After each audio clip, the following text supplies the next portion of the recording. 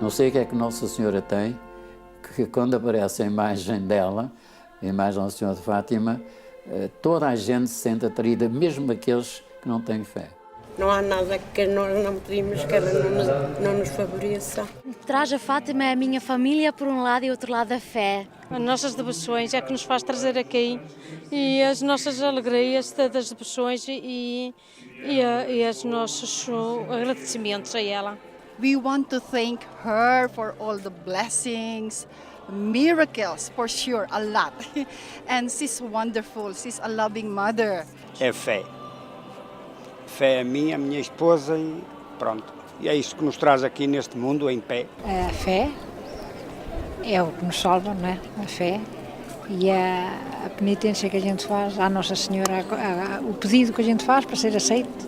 E sei que aqui dentro cá uma força que faz o nosso coração mexer.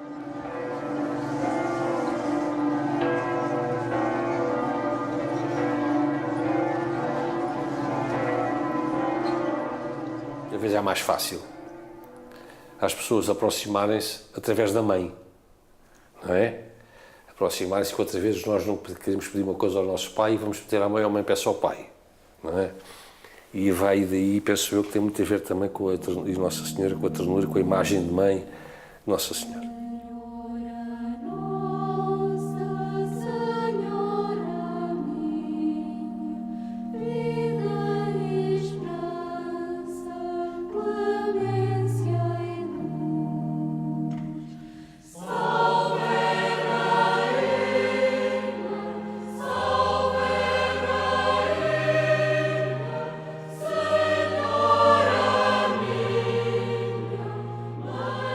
O peregrino de Fátima vem em busca do colo de Maria, vem à procura deste abraço incondicional que a mãe dá a um filho. Eu costumo dizer que nas múltiplas manifestações de fé do peregrino de Fátima, que passam pelas celebrações do nosso programa oficial, a participação numa missa ou num terço, as tradicionais procissões de velas ou a procissão do adeus, mas também outras manifestações que são da genuína expressão do peregrino e que não são sequer impulsionadas nem incentivadas pelo santuário, como, por exemplo, o acender de uma vela ou até fazer um percurso de joelhos, que são manifestações que, por muito que nós quiséssemos eliminar, continuariam a ser feitas pelos peregrinos. E costumo dizer que neste tipo de expressões, nesta diversidade imensa que existe de expressões por parte do peregrino, há duas palavras que estão ali a ser ditas pelos peregrinos a Maria. Uma de duas palavras ou as duas em conjunto. E essas palavras, creio eu, são estas. É gratidão, vem dizer obrigado pela presença de Deus na minha vida, por aquilo que sinto que Deus faz em mim, ou confiança. Eu confio que Deus vai fazer aquilo que há de transformar a minha vida. 100 anos depois das aparições de Nossa Senhora em Fátima, a mensagem permanece atual e atrai cada vez mais peregrinos de todo o mundo. Para se ter uma ideia, cerca de 6 milhões de pessoas visitaram o santuário em 2016, número que certamente será maior neste ano do centenário.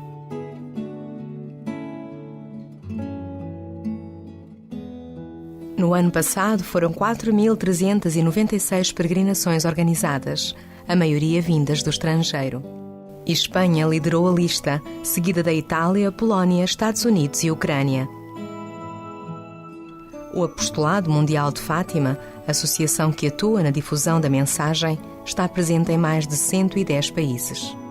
E o livro As Memórias da Irmã Lúcia foi traduzido nas 7 línguas oficiais do santuário, que além do português são o espanhol, inglês, italiano, francês, polaco e alemão. Na última década, aquilo que de facto marca, creio eu, é um aumento muito significativo de peregrinos vindos da Coreia, vindos das Filipinas, da Índia, de países do Japão até, de países que tradicionalmente não são até conotados com o catolicismo, mas que trazem grupos muito significativos em termos de número, a este santuário. O centenário das aparições de Nossa Senhora em Fátima manifesta e concretiza aqui na nossa sociedade portuguesa, nos meios de igreja, com certeza, mas até alargando, aquilo que tem sido uma característica da nossa história nestes séculos que já leva. Não é por acaso que no Portugal dos começos se falava em Terra de Santa Maria. A Terra de Santa Maria era mais aquela região entre a Feira e o Porto, mas depois alargou-se ao conjunto do território e assim se tem intitulado. Tem intitulado porque há efetivamente uma grande coincidência de sentimentos entre o povo português e a Mãe de Cristo, com tudo aquilo que ela manifesta de proximidade, de proteção, de intercessão. E não é também por acaso que as várias épocas da história portuguesa estão de alguma maneira ligados a um ou outro aspecto da teologia e da devoção marianas. Quando falamos em Mensagem de Fátima, referimos-nos a 3 ciclos distintos de aparições. O primeiro dá-se em 1916, com as 3 aparições do anjo a Lúcia, Francisco e Jacinta. Este ciclo é considerado uma preparação para os encontros com Nossa Senhora no ano seguinte. O anjo pede orações e sacrifícios. O segundo refere-se às 6 aparições de Nossa Senhora aos 3 pastorinhos na Cova da Iria, em 1917, de maio a outubro, sempre no dia 13 de cada mês, excepto em agosto, que foi nos Valinhos, no dia 19. Nessas aparições, Nossa Senhora pede que se reze o terço para obter o fim da guerra e a paz no mundo. Revela que Francisco e Jacinta teriam uma vida curta e que, através de Lúcia, Deus queria estabelecer no mundo a devoção ao seu Imaculado Coração. Mostra uma visão do inferno, anuncia o fim da guerra e um conflito maior se a humanidade não deixar de ofender a Deus. Pede oração pelos pecadores e a construção de uma capela. Por fim, revela-se como a Senhora do Rosário, promete o triunfo do seu Imaculado Coração e realiza um milagre que ficou conhecido como o Milagre do Sol. Já no último ciclo, as aparições dão-se somente à Irmã Lúcia. No dia 10 de dezembro de 1925, a aparição de Nossa Senhora acontece no convento em Pontevedra, em Espanha, ocasião em que a Virgem Maria pede a devoção dos primeiros 5 sábados. No dia 15 de fevereiro de 1926, aparece o Menino Jesus no mesmo convento e em 13 de junho de 1929, desta vez no convento em Tui, Lúcia tem a visão da Santíssima Trindade e a Virgem Maria pede a consagração da Rússia ao seu Imaculado Coração. Na última aparição, na Cova da Iria, em outubro de 1917, os milhares de pessoas que estavam no local presenciaram o milagre que Nossa Senhora havia prometido. Naquele dia, depois de uma forte chuva, o sol surgiu girando no céu em movimentos de zigue-zague, com luzes coloridas. Os relatos da época referem várias curas milagrosas entre os presentes. Ainda hoje é comum encontrar em Fátima pessoas que conviveram com quem presenciou o milagre.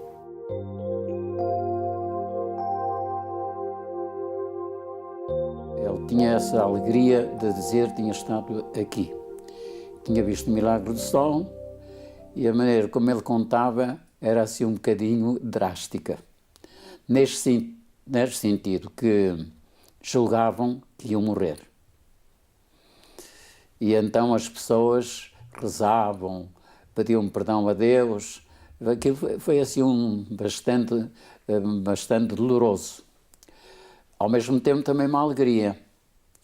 Mas como eles não sabiam o que estava por trás deste acontecimento, deste fenómeno, portanto eles julgavam que de facto seria o fim da vida. Mas depois de ter passado esse fenómeno, eles contavam com muita alegria o terem visto, portanto, esse fenómeno. E eu ouvia-te contar, não só ele, o meu pai, mas até muitas pessoas. Lembro de ouvir contar uma pessoa longe daqui, de Viseu, que estava lá em Viseu, que é uma distância bastante grande, e que viu algo de estranho que a impressionou também. Portanto, uma espécie de ressonância do que estavam a ver aqui. Evidentemente que isso foi muito falado. E eu ouvia muita vez a falar do Milagre do Sol, e várias pessoas como, eu estive no Milagre do Sol, ou o meu pai esteve no Milagre do Sol, falavam disto com muita alegria. Portanto, a história é assim um bocadinho interessante na maneira como as pessoas fixaram o fenómeno e que lhe ficou no coração. Em 1917, Fátima era uma pequena aldeia no cimo de uma montanha, algo afastada do resto de Portugal, e de acesso não tão fácil. Creio que isto é talvez um dos primeiros indícios do que era esta localidade, o que eram estas crianças até, que são testemunhas deste acontecimento. Porque, de certa forma, é gente que está fora do contexto mundial. Portanto, quando a Senhora do Rosário fala a Lúcia, Francisco e Jacinta da Rússia, quando lhes pede que rezem pela conversão da Rússia, eles não fazem ideia do que é a Rússia. Eles pensam que a Rússia é uma senhora malvada que os assustava muito porque era preciso rezar muito por ela. Então, o contexto para o qual Fátima fala não é o contexto próximo desta aldeia remota. Porque o mundo deste século de Fátima é, de facto, um mundo que atravessa os dramas mais terríveis que possamos imaginar. O século de Fátima é este século que é marcado por duas grandes guerras mundiais, é este século que é marcado por todo o tipo de genocídios e violências dramáticas, é o século dos grandes totalitarismos políticos, em que o homem, de certa forma, escraviza o próprio homem, em que Deus é afastado do horizonte, se quisermos, com as consequências naturais que tem na relação humana, deste afastamento de Deus. E, portanto, isto é o contexto histórico para o qual Fátima fala. Quando se começa a saber que 3 crianças foram testemunhas de uma aparição de Nossa Senhora, começam a juntar-se pequenas multidões. E se na segunda aparição havia um grupinho de algumas dezenas, cerca de 70 pessoas, em outubro, portanto na sexta aparição, havia cerca de 70 mil pessoas. Portanto, o número foi de facto progredindo de uma forma muito rápida, a notícia espalhou-se quase sem haver estratégias como uma televisão, portanto de forma muito missionária, diria. Nossa Senhora respondeu várias perguntas de uma maneira muito concreta à vidente Lúcia. Uma delas foi que havia aqui um jovem perto, na moita, que se chamava o João Carreira. Tinha 14 anos e a mãe pediu à Lúcia para ela pedir a Nossa Senhora a cura do seu filho João, que era portador de uma deficiência muito profunda. E então a Lúcia pediu a Nossa Senhora se curava um aleijadinho da moita. E Nossa Senhora respondeu-lhe assim: curo ou vou-lhe dar um meio se governar. Ele que reza o terço em família. Eu senti assim umas melhoras, não foram assim muito acentuadas, mas senti umas melhoras de forma que podia-se movimentar por ele próprio também. E quando necessitaram de ter alguém aqui na capelinha que estivesse de vigia, que acompanhasse, e até inclusive os peregrinos, foram a ter à porta da mãe, e a mãe ficou toda contente em terem escolhido o filho. Esteve aqui cerca de 40 anos. Estou-me a recordar de um outro caso, e foi o primeiro pedido que a Lúcia pediu a Nossa Senhora, foi este: se curava um homem entrevado que estava aqui um bocadinho distante. Isto é para mostrar que o Nosso Senhor conhece a cada um de nós, pessoalmente. E respondeu: ele que se converta. Ele que se converta e vai sentir melhoras durante um ano. Uma outra pessoa já de uma certa idade, que estava a dar muito trabalho às pessoas, uma dessas pessoas de família ou conhecidas vieram pedir à Lúcia para pedir a Nossa Senhora se o curava ou o levava mais depressa para o céu. E a Nossa Senhora respondeu: levo para o céu, mas não tenham pressa. Eu bem sei quando é que eu hei de vir buscar. Isto é uma chamada de atenção para muita coisa, não é? Eu diria que os primeiros peregrinos de Fátima são os 3 pastorinhos, que depois de serem testemunhas deste primeiro evento, em maio de 1917, passam a olhar para a Cova de Iria como um lugar fundador de um compromisso assumido. No fundo é isto que nós fazemos com os santuários. Os santuários são memoriais da presença de Deus. Pois a Cova de Iria, para aquelas 3 crianças, mesmo sem ter tido qualquer tipo de transformação, mesmo que o lugar não tenha mudado no dia seguinte, portanto não havia nenhuma marca de que Nossa Senhora ali tivesse aparecido no dia seguinte, mas a Cova de Iria já não era a Cova de Iria do dia anterior, porque a presença de Deus, daquele acontecimento que marca a presença de Deus naquele lugar, fez com que o seu olhar também se transformasse. E, portanto, os primeiros peregrinos de Fátima são essas 3 crianças que passam a ir àquele lugar para buscar este memorial da presença de Deus. Dizer que estão comprometidos com aquilo que lhes pediram, dizer que estão agradecidos por terem recebido aquele dom. No fundo, aquilo que todos os peregrinos fazem quando vão a um santuário. Mostrar a sua gratidão e mostrar a sua confiança. Assim como Francisco, um rapazinho, se dedicou à contemplação, mesmo à renúncia, ao sentido dos outros, na idade é um estímulo. Por seu lado, a Jacinta, feminina, mais comunicativa, amiga de dar aos outros, é também um símbolo da caridade, do desenvolvimento, da comunhão dos bens materiais, etc. A Lúcia foi mais contemplativa porque viveu num convento. E, portanto, assim, à primeira vista, pode parecer que não tem tanta força dentro de si, ou no seu ambiente, para a canonização. Mas é também um modelo para os contemplativos, para aqueles que optam por uma clausura, uma vida monástica, uma vida de uma comunidade mais restrita. Mas a Lúcia, não só por escrever, mas como eu acompanhei muito de perto, pela sua maneira de ser, nunca abandonou o mundo, nunca se divorciou dos problemas. Ela via mesmo na sua ótica os problemas políticos, os problemas económicos, os problemas sociais. Portanto, eu também sou favorável a que um dia a irmã Lúcia possa ser canonizada. São pontos de referência, são sinais.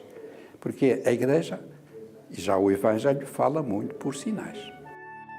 Lúcia morreu aos 97 anos, em 13 de fevereiro de 2005, e está em processo de beatificação. Os seus primos, Francisco e Jacinta Marto, morreram ainda crianças, pouco tempo depois das aparições, e tornaram-se os mais jovens santos não mártires da Igreja Católica.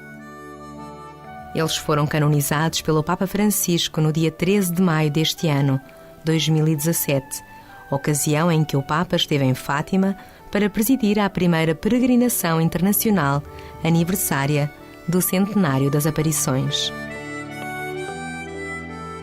Declaramos e definimos como santos os beatos Francisco Marto e Jacinta Marto.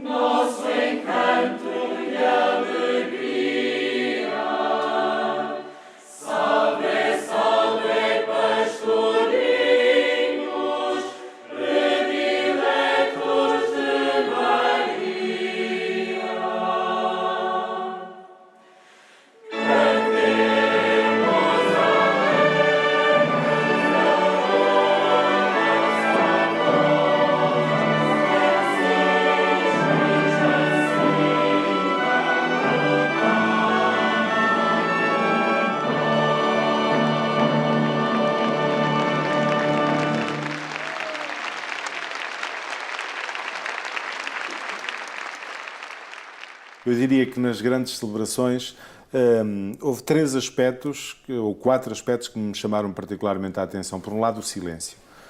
Quando o Papa chegou ao santuário, ter feito aquela oração prolongada em silêncio e sendo acompanhado pela multidão, uma enorme multidão toda em silêncio, foi algo marcante, algo a que não era possível ficar indiferente. Como também não foi possível ficar indiferente àquele grito, àquela exortação do Papa, nas palavras que nos dirigiu, quando disse que temos mãe, e sublinhou, temos mãe, foi algo que tocou e tocou profundamente, tocou-me a mim e creio que tocou todos os peregrinos presentes. Um outro aspecto que tinha que tocar necessariamente foi o momento da canonização, quando nós vimos o Papa a proclamar neste lugar como santos o Francisco e a Jacinta, e eu recordo que as canonizações habitualmente têm lugar em Roma, dado, enfim, este caráter oficial e universal, são santos para toda a Igreja. Tocou-me particularmente esse momento tão significativo feito pelo Papa neste lugar, e é muito expressivo quando o Papa diz, ainda antes de terminar a fórmula, quando diz que declara como santos Francisco e Jacinta, a multidão rompe num aplauso incrível que depois repete no final da fórmula. Tudo momentos que marcaram muito especialmente do ponto de vista das celebrações e, claro, a procissão do adeus, ver o Papa também de lenço na mão a fazer o adeus a Nossa Senhora, são apenas 4 momentos dos tantos momentos que podia identificar como marcantes.